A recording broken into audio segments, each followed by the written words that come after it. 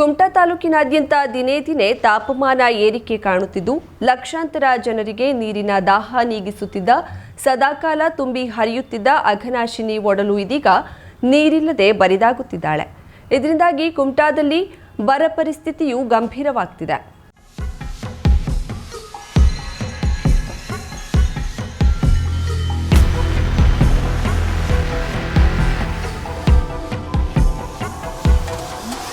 ಬಿರುಬಿಸಿಲಿಗೆ ಅಘನಾಶಿನಿ ನದಿ ಪಾತ್ರಗಳು ನೀರಿಲ್ಲದೆ ಬಣಗುಡ್ತಿವೆ. ಕುಮಟಾ ಪುರಸಭೆಯಿಂದ ಪಟ್ಟಣದ ಜನತೆಗೆ ಪ್ರತಿನಿತ್ಯ ಪೂರೈಕೆಯಾಗುತ್ತಿದ್ದ ಕುಡಿಯುವ ನೀರಿನ ಸೌಲಭ್ಯ ಇದೀಗ ದಿನ ಬಿಟ್ಟು ದಿನಕ್ಕೆ ಪೂರೈಕೆಯಾಗುತ್ತಿದ್ದು ನೀರಿಗಾಗಿ ಪಟ್ಟಣದ ಜನತೆ ಪರಿತಪಿಸುವಂತಾಗಿದೆ. ಸುಡು ಬೇಸಿಗೆಯಲ್ಲಿ ಕುಡಿಯುವ ನೀರಿನ ಸಮಸ್ಯೆಗೆ ಕುಮಟಾ ಪಟ್ಟಣದ ಜನತೆ ಪರಿತಪಿಸುವಂತಾಗಿದೆ. 23 ವಾರ್ಡ್ಗಳನ್ನು ಹೊಂದಿರುವ ಕುಮಟಾ ಪುರಸಭೆ ವ್ಯಾಪ್ತಿಯ 16 ರಿಂದ 17 ವಾರ್ಡ್ಗಳಲ್ಲಿನ 3100 ಕುಟುಂಬಗಳಿಗೀಗ ಕುಡಿಯುವ ನೀರಿನ ಸಮಸ್ಯೆ ಇದೆ. ಬಾವಿ ನೀರಿನ ಸೆಲೆ ಇರುವ ಕಡೆಗೆ ಈ ಸಮಸ್ಯೆ ಎದುರಾಗದಿದ್ರೂ ಸಮುದ್ರ ಮತ್ತು ಅಘನಾಶಿನಿ ನದಿಯ ಹಿನ್ನೀರು ಪ್ರದೇಶಗಳನ್ನು ಹೊಂದಿರುವ ವಾರ್ಡ್ಗಳು ಸೇರಿದಂತೆ ಅಂತರ್ಜಲ ಕುಗ್ಗಿರುವ ಪ್ರದೇಶಗಳಲ್ಲೂ ಕುಡಿಯುವ ನೀರಿನ ಸಮಸ್ಯೆ ಇದೆ. ಅದರಲ್ಲೂ ಬೇಸಿಗೆ ಕಾಲದಲ್ಲಂತೂ ಕುಡಿಯುವ ನೀರಿನ ಹಾಹಾಕಾರ ಬಹುತೇಕ ಎಲ್ಲೆಡೆ ಕಂಡುಬರುತ್ತದೆ. ಸಾಂತಗಲ್ನಲ್ಲಿರುವ ಮರಾಕಲ್ ಯೋಜನೆಗೆ ನೀರಿನ ಸೆಲೆಯಾದ ಅಘನಾಶಿನಿ ನದಿಯಲ್ಲಿ ನೀರಿನ ಮಟ್ಟ 80% ಕುಸಿತ ಕಂಡಿದೆ. ಹಾಗಾಗಿ ನೀರನ್ನ ಪಂಪ್ ಮಾಡಲು ಸಾಧ್ಯವಾಗ್ತಿಲ್ಲ. ಹೀಗಾಗಿ ನದಿ ತೀರ ಪ್ರದೇಶಗಳಲ್ಲಿ ಇದೀಗ 12 ತಾಸು ಸಿಂಗಲ್ ಫೇಸ್ ಹಾಗೂ 12 ತಾಸು 3 ಫೇಸ್ ವಿದ್ಯುತ್ ನೀಡಲು ಸಂಬಂಧಪಟ್ಟ ಅಧಿಕಾರಿಗಳಿಗೆ ಪುರಸಭೆ ಮುಖ್ಯಾಧಿಕಾರಿ ವಿದ್ಯಾಧರ್ ಕಲಾದಗಿ ಅವರು ಸೂಚಿಸಿದ್ದಾರೆ. ನದಿಯಲ್ಲಿ ನೀರಿನ ಮಟ್ಟ ಏರಿಕೆಯಾದ ಮೇಲೆ ಪ್ರತಿನಿತ್ಯ ನೀರು ಸರಬರಾಜು ಮಾಡಲಾಗುವುದು. ಇನ್ನೊಂದು ವಾರದಲ್ಲಿ ಟ್ಯಾಂಕರ್ ಮೂಲಕ ನೀರಿನ ಪೂರೈಕೆಗೆ ಕ್ರಮ ವಹಿಸಲಾಗಿದೆ. ಕಳೆದ ವರ್ಷಕ್ಕೆ ಹೋಲಿಸಿದ್ರೆ ಈ ವರ್ಷ ನೀರಿನ ಮಟ್ಟ ಕಡಿಮೆಯಾಗಿದೆ. ಮಳೆ ಅಭಾವ, ಬೇಸಿಗೆ ಜಾಸ್ತಿ ಇರೋದ್ರಿಂದ ಅಂತರ್ಜಲ ಮಟ್ಟ ಸಂಪೂರ್ಣ ಕುಸಿದಿದೆ. ಹೀಗಾಗಿ ಸಾರ್ವಜನಿಕರು ನೀರನ್ನ ಅನಾವಶ್ಯಕವಾಗಿ ಪೋಲು ಮಾಡದೆ ಮಿತವಾಗಿ ಬಳಸಬೇಕು ಎಂದು ಅವರು ಮಾಹಿತಿ ನೀಡಿದ್ದಾರೆ. ಈ ಸದ್ಯದ ಪರಿಸ್ಥಿತಿ ತಮಗೆ ಹೇಳಬೇಕಂದ್ರೆ ಹೋದ ವರ್ಷಕ್ಕೆ ಹೋಲಿಸಿದ್ರೆ ಈ ವರ್ಷ ನೀರಿನ ಮಟ್ಟ ತುಂಬಾ ಕಡಿಮೆ ಆಗಿದೆ. ಮಳೆ ಅಭಾವ, ಬೇಸಿಗೆ ಜಾಸ್ತಿ ಇರೋದ್ರಿಂದ ನೀರಿನ ಇನ್ಫ್ಲೋ ಸಿಕ್ಕಾಪಟ್ಟಿ ಕಮ್ಮಿ ಆಗಿದೆ ಅಂತ ಹೇಳಿ ನಾನು ಈ ಒಂದು ಮಾಧ್ಯಮದ ಮುಂದಕ್ಕೆ ಹೇಳ್ತಾ ಇದ್ದೀನಿ. ಸಾರ್ವಜನಿಕರು ನೀರನ್ನ ಮಿತವಾಗಿ ಬಳಸಬೇಕಂತ ಹೇಳಿ ವಿನಂತಿಸಿಕೊಳ್ತೀನಿ ಸರ್. ಯಾಕಂದ್ರೆ ನಮ್ಮ ಮುನ್ಸಿಪಾಲಿಟಿ ವ್ಯಾಪ್ತಿಯಲ್ಲಿ 23 ವಾರ್ಡ್ಗಳಲ್ಲಿ ಸುಮಾರು ಒಂದು 17 ವಾರ್ಡ್ಗಳಿಗೆ ನೀರಿನ ಸಮಸ್ಯೆ, ಗುಂದ, ಶಶಿಹಿತ್ಲ ಮತ್ತು ಹೊನ್ನಳ್ಳಿ ಕಡೆ ಅಂತಿ ನಾವು ಅಲ್ಲಿ ಉಪ್ಪು ನೀರು ಇರೋದ್ರಿಂದ ಅಲ್ಲಿ ನಾವು ನೀರನ್ನ ಕೊಡುವಂತ ಅವಶ್ಯಕತೆ ಇದೆ ಆ ಜನಕ್ಕೆ. ಮತ್ತು ಉಳಿದ ಈಚೆ ಕಡೆ ನೋಡಿದ್ರೆ ಒಂದು 7-8 ವಾರ್ಡ್ಗಳಲ್ಲಿ ಅಲ್ಲೂ ಕೂಡ ನೀರಿನ ಅಭಾವ ಜಾಸ್ತಿ ಇದೆ. ನಾವು ಈಗ ಅಲ್ಟರ್ನೇಟ್ ವೇ ಅಂದ್ರೆ ಒಂದು ದಿನ ಬಿಟ್ಟು ಒಂದು ದಿನ ನೀರನ್ನು ಕೊಡ್ತಾ ಇದೀವಿ ಸರ್. ನಾವು ಇಲ್ಲಿಂದ ಹೊನ್ನಾವರ ಮತ್ತು ಕುಮಟಾ ಜಂಟಿ ನೀರು ಸರಬರಾಜು ಇರೋದ್ರಿಂದ ಅಲ್ಲಿ ಹೊನ್ನಾವರಕ್ಕೂ ಕೂಡ ಒಂದು 6 ಗಂಟೆ ತನ ನೀರು ಕೊಡ್ತಿದ್ವಿ. ಈಗ 2 ಗಂಟೆ ಅಷ್ಟೇ ನೀರು ಕೊಡ್ತಾ ಇದೀವಿ. ಅಲ್ಲಿ ಶರಾವತಿ ನೀರಿನ ಒಂದು ಯೋಜನೆ ಆಗಿರೋದ್ರಿಂದ ಈಗ 2 ಗಂಟೆ ಮಾತ್ರ ನಾವು ನೀರು ಕೊಡ್ತಾ ಇದೀವಿ. ಉಳಿದ ಟೈಮ್ ಅನ್ನ ನಾವು ಪುರಸಭೆ ಕುಮಟಾಗೆನೆ ಇಟ್ಕೊಂಡಿದ್ದೀನಿ ಸರ್. ಈ ಕುಡಿಯುವ ನೀರಿನ ಸಮಸ್ಯೆಯನ್ನ ಪರಿಹರಿಸಿಕೊಳ್ಳಲು ಕುಮಟಾ ಪುರಸಭೆಯು ಮರಾಕಲ್ ಕುಡಿಯುವ ನೀರಿನ ಯೋಜನೆ ಮೂಲಕ ಪಟ್ಟಣದ ಜನತೆಗೆ ಕುಡಿಯುವ ನೀರನ್ನ ಪೂರೈಕೆ ಮಾಡುತ್ತಿತ್ತು. ಆದರೆ ಈ ಮರಾಕಲ್ ಯೋಜನೆ ಕುಮಟಾ ಮತ್ತು ಹೊನ್ನಾವರ 2 ಪಟ್ಟಣಕ್ಕೂ ನೀರಿನ ಸರಬರಾಜು ಆಗ್ತಿತ್ತು. ಆದರೆ ಕಳೆದ ವರ್ಷ ಶರಾವತಿ ಯೋಜನೆಯ ಮೂಲಕ ಹೊನ್ನಾವರ ಪಟ್ಟಣದ ಜನತೆಗೆ ನೀರಿನ ಪೂರೈಕೆಯಾಗುತ್ತಿರೋದ್ರಿಂದ ಈ ಬಾರಿ ಬೇಸಿಗೆಯಲ್ಲಿ ಕುಮಟಾ ಪಟ್ಟಣದ ಜನತೆಗೆ ನೀರಿನ ಅಭಾವದ ಸಮಸ್ಯೆಯಾಗಲಾರದು ಎಂದೇ ಹೇಳಲಾಗಿತ್ತು. ಆದರೆ ಬೇಸಿಗೆಯ ಪ್ರಮುಖ ಅವಧಿ ಏಪ್ರಿಲ್ನಲ್ಲೇ ಪಟ್ಟಣಕ್ಕೆ ಕುಡಿಯುವ ನೀರಿನ ಸಮಸ್ಯೆ ತಲೆದೂರಿದೆ.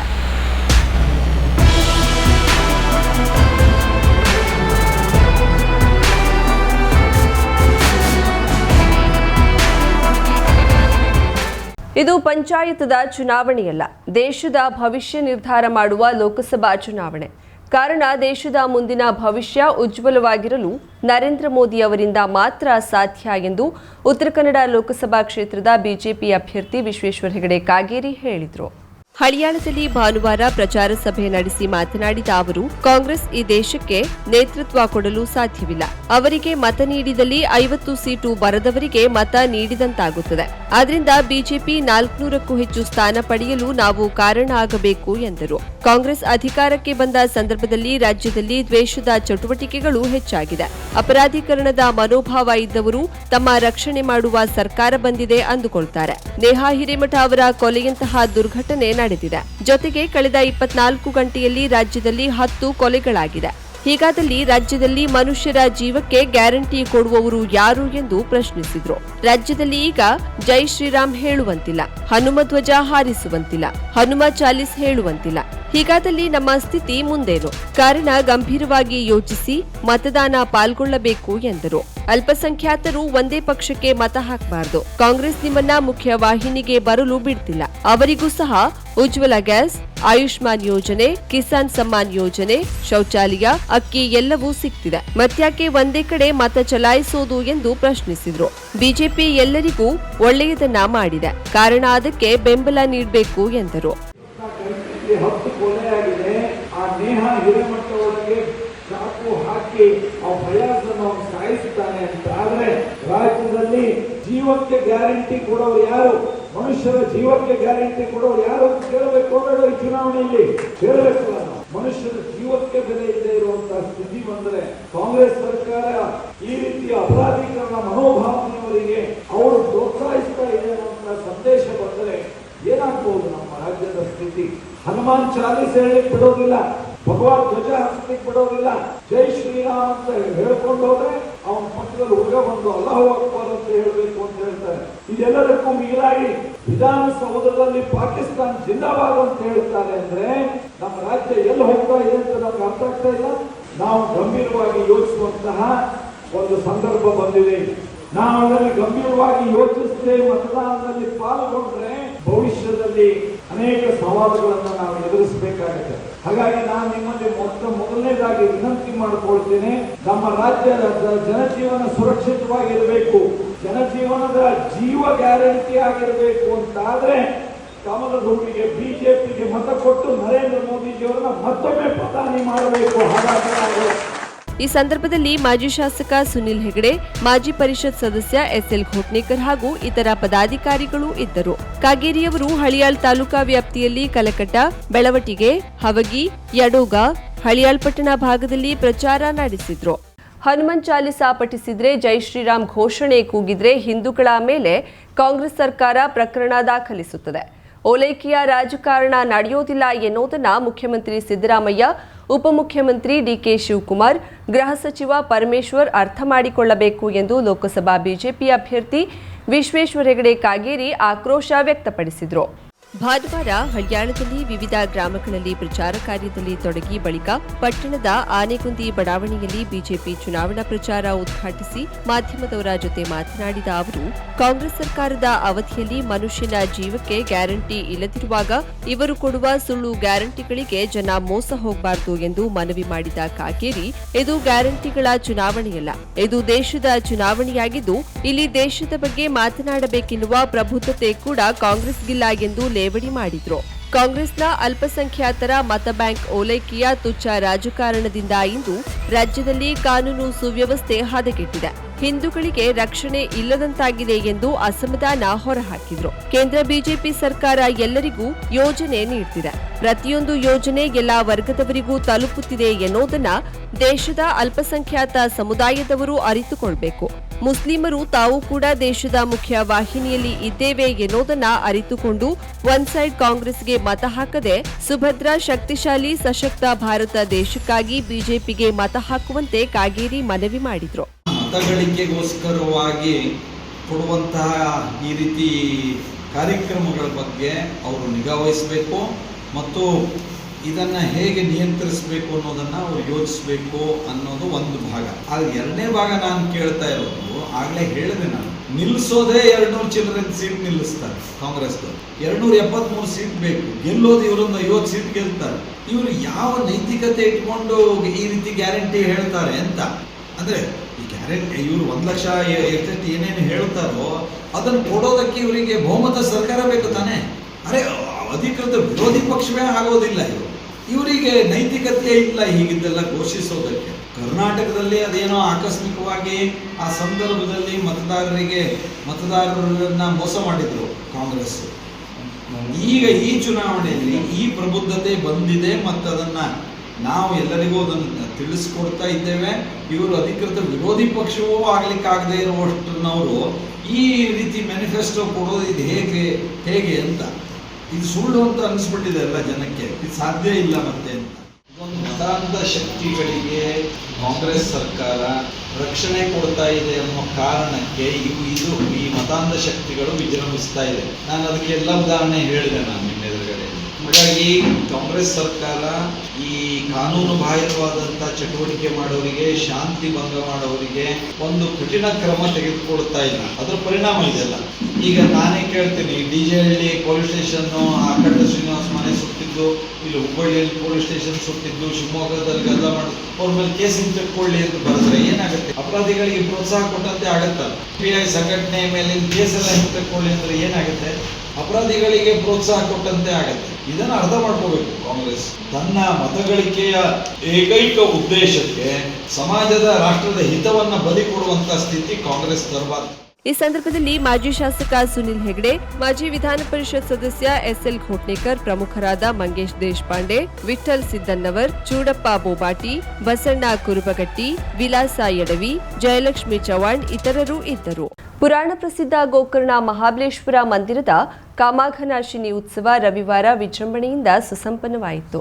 ಶನಿವಾರ ರಾತ್ರಿ ಶ್ರೀದೇವರ ಉತ್ಸವ ಮಂದಿರದಿಂದ 11 ಕಿಲೋಮೀಟರ್ ದೂರದ ತದಡಿಯ ಅಶ್ವತ್ಥ ಗಣಪತಿ ಮಂದಿರಕ್ಕೆ ತೆರಳಿತು. ಬೆಳಗಿನ ಜಾವದಲ್ಲಿ ವಿವಿಧ ಪೂಜಾ ಕೈಂಕರ್ಯ ನೆರವೇರಿಸಿದ ಬಳಿಕ ಗ್ರಾಮದ ನಿಗದಿಪಡಿಸಿದ ಸ್ಥಳಕ್ಕೆ ತೆರಳಿ ಪೂಜೆ ಸ್ವೀಕರಿಸಿ ಕೋಟಿ ತೀರ್ಥದಲ್ಲಿರುವ ಕಾಮೇಶ್ವರ ಮಠಕ್ಕೆ ಆಗಮಿಸಿತು.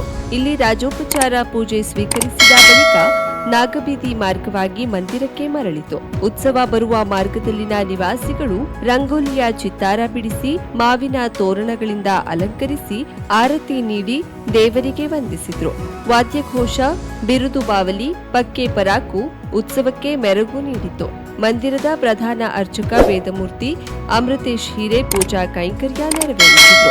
ಮಂದಿರದ ಮೇಲುಸ್ತುವಾರಿ ಸಮಿತಿ ನೇತೃತ್ವದಲ್ಲಿ ರೂಢಿಗತ ಪರಂಪರೆಯಂತೆ ನಡೆದ ಉತ್ಸವಕ್ಕೆ ಮಂದಿರದ ಸಿಬ್ಬಂದಿಗಳು ಸಹಕರಿಸಿದ್ರು. ಸಿಇಟಿ ಮರುಪರೀಕ್ಷೆ ನಡೆಸಬೇಕು ಎಂದು ರುಪ್ಸಾ ಕರ್ನಾಟಕ ಅಧ್ಯಕ್ಷ ಲೋಕೇಶ್ ತಾಳಿಕಟ್ಟೆ ಉನ್ನತ ಶಿಕ್ಷಣ ಇಲಾಖೆ ಪ್ರಧಾನ ಕಾರ್ಯದರ್ಶಿಗಳಿಗೆ ಮನವಿ ಸಲ್ಲಿಸಿದ್ದಾರೆ.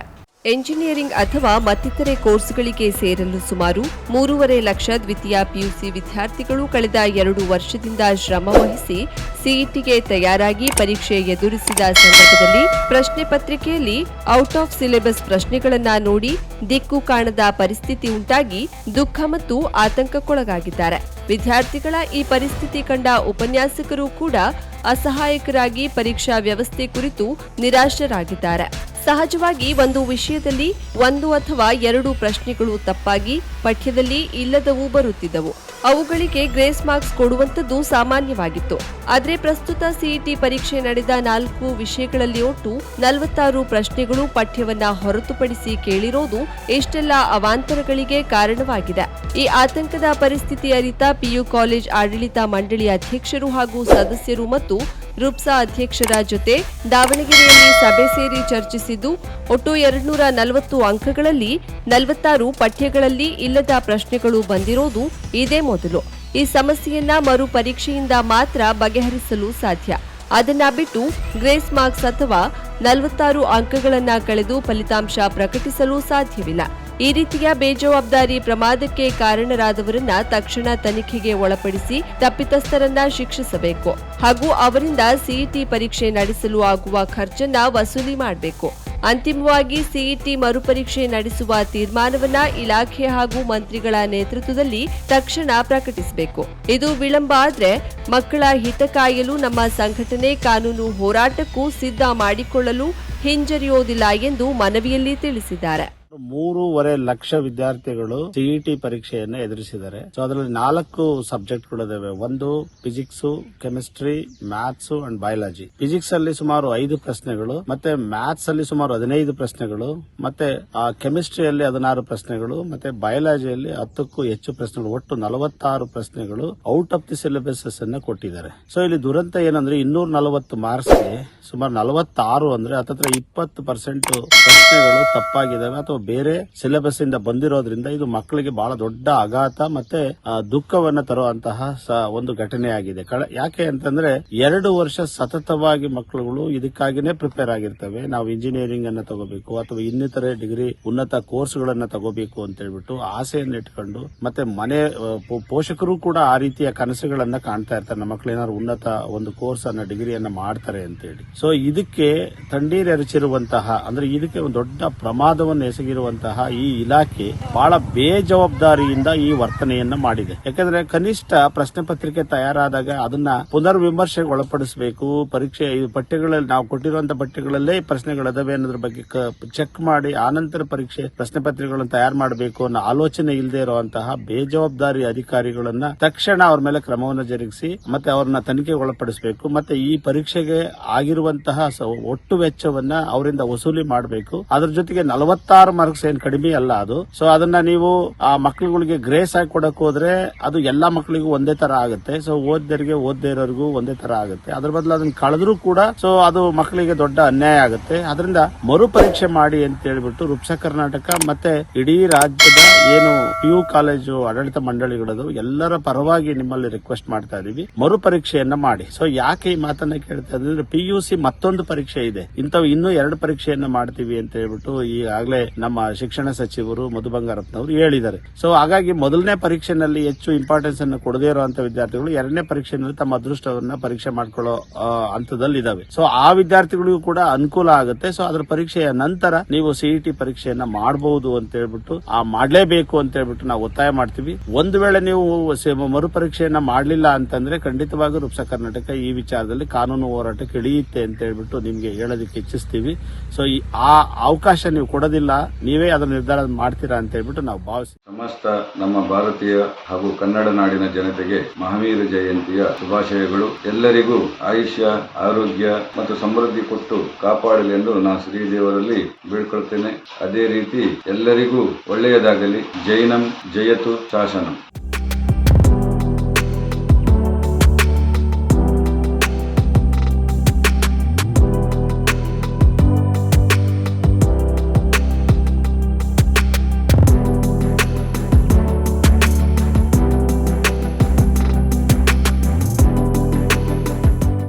ಶುಭಾರಂಭಗೊಂಡಿದೆ ಹೊನ್ನಾವರದಲ್ಲಿ ನೂತನ ಜವಳಿ ಮಳಿಗೆ. Shri Mallikarjuna silks, bank road, Honnavara. ಪರಂಪರೆಯ ಸಾಂಪ್ರದಾಯಿಕ ಉಡುಪು, ಹೊಸ ತಲೆಮಾರಿನ ಯುವಕ ಯುವತಿಯರ ಮನಸೆಳೆಯುವ ವಿನ್ಯಾಸದ, ವಿದ್ಯಾರ್ಥಿ ವಿದ್ಯಾರ್ಥಿನಿಯರ ಹಾಗೂ ಚಿಣ್ಣರಿಂದ ಎಲ್ಲಾ ವಯೋಮಾನದವರ ಮನ ಮೆಚ್ಚುವ ನವನವೀನ ಶೈಲಿಯ ವಿಶ್ವಪ್ರಸಿದ್ಧ ಕಂಪನಿಗಳ ಉತ್ಕೃಷ್ಟ ಗುಣಮಟ್ಟದ ವಸ್ತ್ರ ವಿನ್ಯಾಸಗಳ ರೆಡಿಮೇಡ್ ಬಟ್ಟೆಗಳನ್ನ ಇದೀಗ ಬೃಹತ್ ಮಳಿಗೆಯಲ್ಲಿ ಕೈಗೆಟುಕುವ ದರದಲ್ಲಿ ಲಭ್ಯ. ಇಂದೇ ಭೇಟಿ ನೀಡಿ. Mallikarjuna silks, bank road, Honnavara, Uttara Kannada.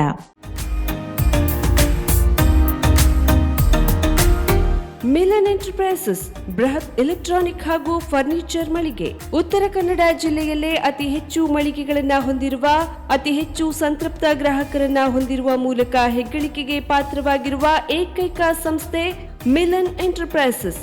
ನಮ್ಮ ಮಳಿಗೆಗಳಲ್ಲಿ ಪ್ರಸಿದ್ಧ ಕಂಪನಿಗಳ electronic refrigerator, washing machine, LED TV, ACಗಳು ಲಭ್ಯ. ಭಾರತದ ಕರಾವಳಿ ಹವಾಮಾನಕ್ಕೆ ಹೊಂದಿಕೊಳ್ಳುವ ನಂಬರ್ 1 ಬ್ರ್ಯಾಂಡ್ ಆದ ಗೋದ್ರೇಜ್ ಕಂಪನಿಯ ಕಪಾಟು, ಆಫೀಸ್ ಟೇಬಲ್, ಆಫೀಸ್ ಚೇರ್, ಬ್ಯಾಂಕ್ಗಳಿಗೆ ಹಾಗೂ ಚಿನ್ನದ ಅಂಗಡಿಗಳಿಗೆ ಬೇಕಾಗುವ ಸೇಫ್ ಲಾಕರ್ಗಳು ಅತಿ ಕಡಿಮೆ ಬೆಲೆಯಲ್ಲಿ ಲಭ್ಯವಿದೆ. Teak wood sofa set, wooden dining table ಹಾಗೂ ಗ್ರಾಹಕರಿಗೆ ಬೇಕಾಗುವ ಅಳತೆಯಲ್ಲಿ ನಿಮ್ಮ ಮನೆಗೆ ಹೊಂದಿಕೊಳ್ಳುವ ಹಾಗೆ ಫರ್ನಿಚರ್ಗಳನ್ನ ಮಾಡಿಕೊಡಲಾಗುವುದು. ಕಸ್ಟಮೈಸ್ಡ್ ಕಿಚನ್, ವಾರ್ಡ್ರೋಬ್ಗಳನ್ನ ಅತಿ ಹೆಚ್ಚು ವರ್ಷಗಳ ಕಾಲ ಬಾಳಿಕೆ ಬರುವ ಹಾಗೆ ವಾರಂಟಿಯೊಂದಿಗೆ ಮಾಡಿಕೊಡಲಾಗುವುದು. ನಮ್ಮಲ್ಲಿ ಡ್ಯೂರಾಫ್ಲೆಕ್ಸ್, ಗೋದ್ರೇಜ್ ಕಂಪನಿಯ memory foam mattress, orthopaedic mattress, spring ಮ್ಯಾಟ್ರೆಸ್ಗಳು ಕಡಿಮೆ ಬೆಲೆಯಲ್ಲಿ ಲಭ್ಯ. ವಿವಿಧ ಕಂಪನಿಗಳ ನವೀನ ಮಾದರಿಯ ಮಿಕ್ಸರ್, ಗ್ರೈಂಡರ್, ಫ್ಯಾನ್, ಕುಕ್ಕರ್, ತವಾ, ಫ್ಲಾಸ್ಕ್, ಮೈಕ್ರೋ ಓವೆನ್ಗಳು ಲಭ್ಯವಿದೆ. 0% ಬಡ್ಡಿಯೊಂದಿಗೆ ಸ್ಥಳದಲ್ಲಿಯೇ ಬಜಾಜ್ ಫೈನಾನ್ಸ್ ನಿಂದ ಸಾಲ ಸೌಲಭ್ಯವಿದೆ. ಮಿಲನ್ ಎಂಟರ್ಪ್ರೈಸಸ್ ನಲ್ಲಿ ಖರೀದಿ ಮಾಡುವ ಗ್ರಾಹಕರಿಗೆ ಡಿಸ್ಕೌಂಟ್ ಮತ್ತು ಗಿಫ್ಟ್ ಜೊತೆಗೆ ಪ್ರತಿ 2,000 ರೂಪಾಯಿಗಳ ಖರೀದಿಗೆ ಒಂದು ಬಂಪರ್ ಲಕ್ಕಿ ಡ್ರಾ ಕೂಪನ್ ನೀಡಲಾಗುವುದು. ಈ ಲಕ್ಕಿ ಡ್ರಾ ನಲ್ಲಿ 7 ಲಕ್ಷದವರೆಗೆ ಬಹುಮಾನ ಗೆಲ್ಲುವ ಅವಕಾಶ ನಿಮ್ಮದಾಗಿರುತ್ತದೆ. ಲಕ್ಕಿ ಡ್ರಾದಲ್ಲಿ 1 ಕಾರ್, 2 ಬೈಕ್ ಮತ್ತು ರೆಫ್ರಿಜರೇಟರ್, ವಾಷಿಂಗ್ ಮಷೀನ್ ಸೇರಿದಂತೆ 30 ಲಕ್ಕಿ ಗ್ರಾಹಕರಿಗೆ ಬಹುಮಾನ ಗೆಲ್ಲುವ ಅವಕಾಶ. ಗ್ರಾಹಕರ ಸಂತೃಪ್ತಿಗೆ ನಮ್ಮ ಮೊದಲ ಆದ್ಯತೆ ಎನ್ನುವುದು ಮಿಲನ್ ಎಂಟರ್ಪ್ರೈಸಸ್ನ ವಾಕ್ಯ. ಉತ್ತರ ಕನ್ನಡ ಜಿಲ್ಲೆಯ ನಮ್ಮ ಶೋರೂಮ್ಗಳಾದ ಮುಲ್ಲಾ ಸ್ಟಾಪ್ ಹತ್ತಿರ Kodibag road, Kajubag, Karwar, agriculture office ಎದುರುಗಡೆ ಮಾಸ್ತಿಕಟ್ಟೆ ರೋಡ್, ಹೊನ್ನಾವರ, ಸೀಮಾ ಕಾಂಪ್ಲೆಕ್ಸ್ ಹತ್ತಿರ Moni Basti main road, Bhatkal, Indian bank ಎದುರು CP Bazar road, Sirsi, JS building, JN road, Dandeli, KS building, Motikeri road, Haliyal. ಇಲ್ಲಿಗೆ ತಪ್ಪದೇ ಭೇಟಿ ನೀಡಿ ಸಂತೃಪ್ತರಾಗಿ.